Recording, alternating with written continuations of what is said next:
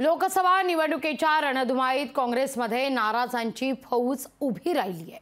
उमेदवारी न मिळाल्याने मुंबई धुळ्यापासून सांगलीपर्यंत नाराजांनी बंडाचा झेंडा उभारलाय।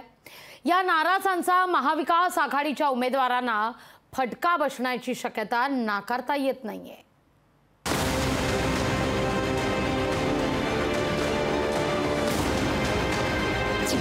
काँग्रेसमध्ये नाराजांची फौज। मुंबई धुळ्यापासून सांगलीपर्यंत उमेदवारीवरून नाराजी। नाराजांची नाराजी दूर केल्याचा काँग्रेसचा दावा।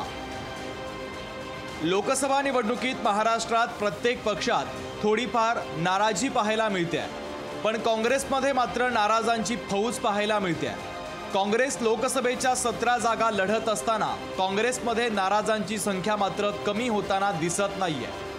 धुळे, सांगली, मुंबई, भिवंडी अशा मतदारसंघात नाराजांची मोठी फौज आहे। या नाराजीचा फटका महाविकास आघाडीच्या उमेदवारांना बसण्याची शक्यता नाकारता येत नाहीये।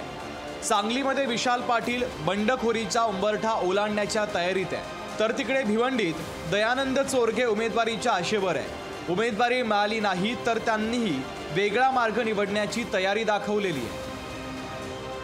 या भिवंडी लोकसभेवर पुन्हा एखाद्या कंपनीला सांगून 4 दिवसाचा सर्वे करावा आणि त्या सर्वेमध्ये जर राष्ट्रवादीला जर पोषक वातावरण असेल आणि मतदार जर राष्ट्रवादीकडे जर असेल तर मी त्याचा विचार करेन। नाराजांचं पेव फुटलेलं असताना काँग्रेस नेते मात्र निवांत दिसतात। सगळ्या नाराजांची नाराजी दूर केल्याचा दावा काँग्रेस नेते बाळासाहेब थोरात यांनी केला आहे। भिवंडीचे कार्यकर्ते आम्हाला उभं राहू द्या, हे करा असं एक ज्यावेळेस कोलेशन असं पद्धती एकत्र आम्ही येतो 3-4 पक्ष असतात, 2-3 पक्ष असतील तर काही ना काही जागा त्यांना देणं हे साहजिक असतं, त्याशिवाय ते एकत्र येऊ शकत नाही। अशोक चव्हाणांच्या भाजप प्रवेशानंतर काँग्रेसमधील एक गट सत्ताधाऱ्यांच्या संपर्कात असल्याचा दावा सातत्यानं केला जातोय। त्यातच निवडणुकीमध्ये उमेदवारी न मिळालेल्या नाराजांची त्यात भर पडलेली आहे।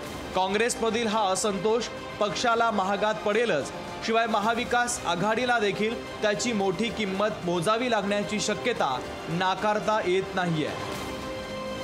ब्युरो रिपोर्ट, लोकशाही मराठी, मुंबई। लोकशाही मराठी ऐका, पहा, जागरूक रहा।